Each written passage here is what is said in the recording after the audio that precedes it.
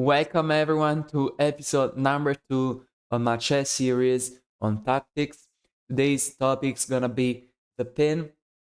But before we get started, as always, hit the like button and subscribe to the channel. It helps me a lot. And also follow me on Twitch. I left the link down below. Having said that, let's get into the video. So first of all, if you don't know what a tactic is, a tactic in chess is a series of first moves that lead to winning of material or a checkmate. And my first episode was about checkmating patterns, and today's episode is going to be about the pin.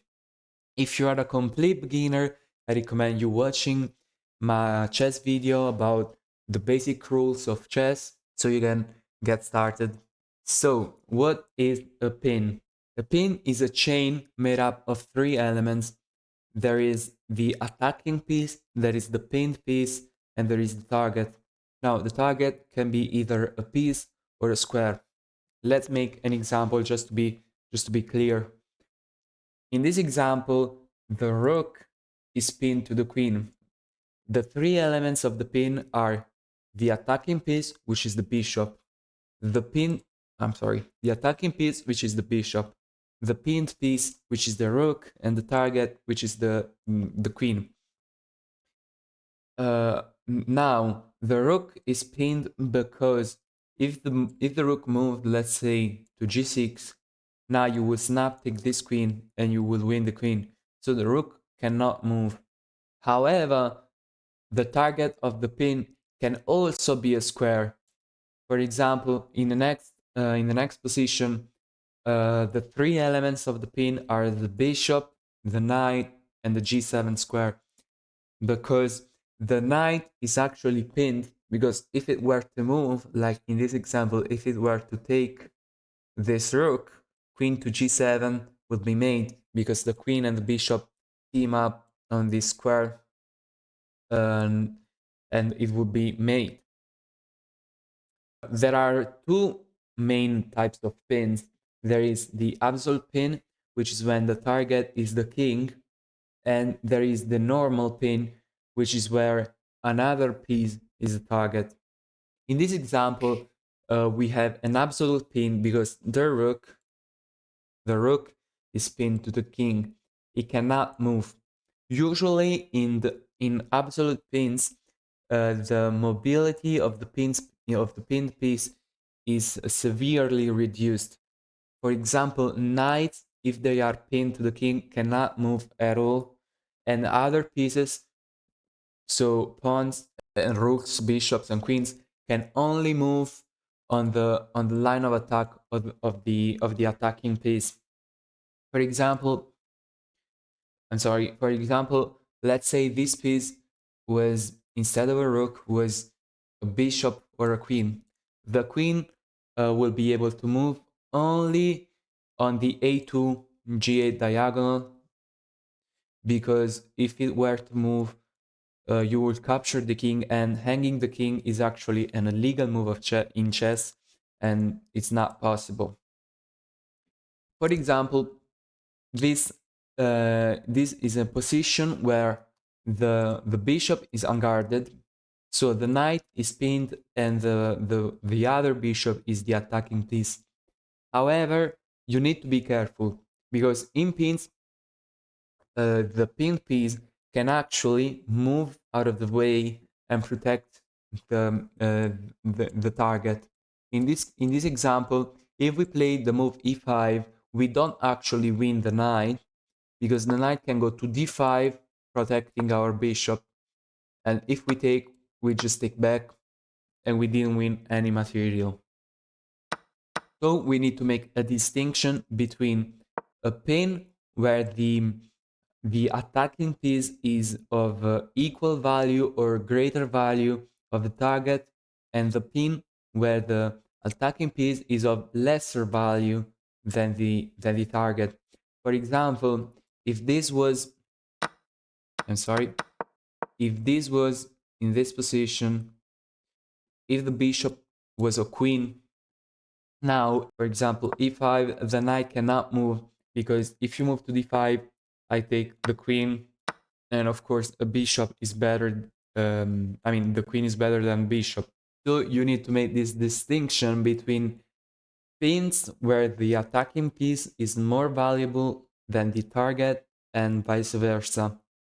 Now, now, the next thing I want to talk about is where the target can actually move out of the way to allow the pin piece to move freely, and the way in which the target moves wins a tempo, which means in this example, if we play the move e5, it seems like we win the knight because the knight cannot move, otherwise we take the queen. But the target, which is in this case the queen, can move in a way that wins a tempo, which means it makes a threat that is of greater value, I should say, than the knight. In this case, we can play queen d4 check, which is an in-between move, Zhuitianzuk. We give this check, the king has to move, and now we can move the knight, or we can just take this pawn. And however, the way the target moves doesn't necessarily have to be a check.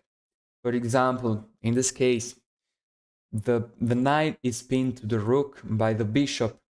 However, if white in this case plays e5, now you might tempted to play this move, which is a check, and then the knight can move, but this squares is protected by the queen.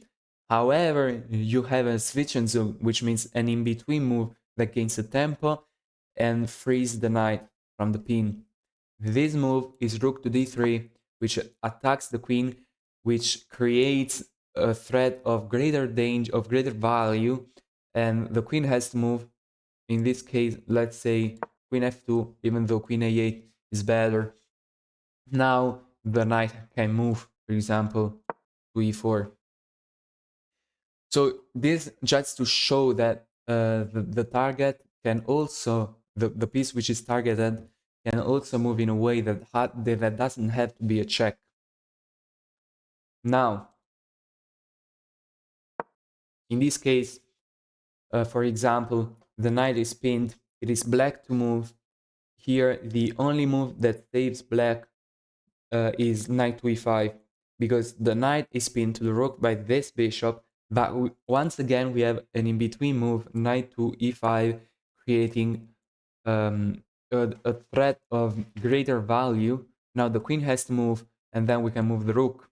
Now, having said all of this, I'm gonna show you two puzzles, and I'm gonna ask you to find the solutions, and you're gonna have to put all the things I talked about together, and you have to try to solve these puzzles. Now, in this move, black played queen h7 check, allowing white to pin the queen to the king. But actually, this is a big mistake because black has a winning move.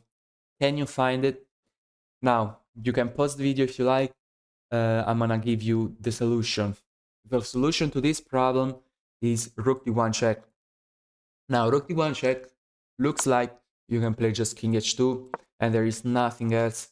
But actually, you can give this check to h1 because after the king takes, you notice that this bishop is a sniper and pins the pawn to the king. So now this pawn can actually only move uh, on the line of attack of the bishop and cannot protect the rook anymore. And now queen h3 is made after king g1, queen g2. Did you find the solution to this problem? If no, well, this was a bit complicated, so you don't need to worry. To get better at this, you need to solve a lot of puzzles. Now, I'm gonna make a last example with this puzzle.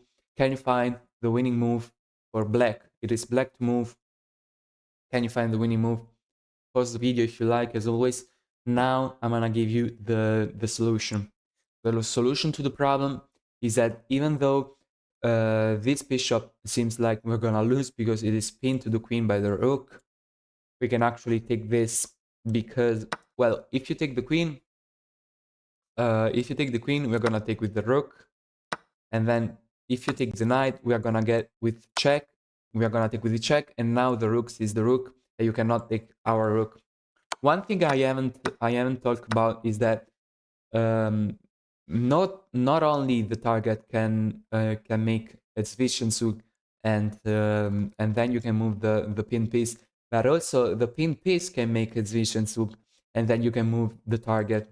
In this case, for example, after takes, there is a check and the pin piece has an in between move. If, on the other hand, after 93, you take the knight, well, it's the same thing. You take only 3 with check, and after you take the bishop, you're gonna lose the rook. And last thing, um, if you try to take this, well, I actually just take this, and if you take this, if you take the knight, there is queen a1, and black is just up an exchange. So this was the video about the pin. I hope you liked it. And to get better at this, as I have already said, you need to solve a lot of puzzles. So I hope this video inspired you to get better at your tactics, solving a lot of puzzles. And as always, see you in the next video.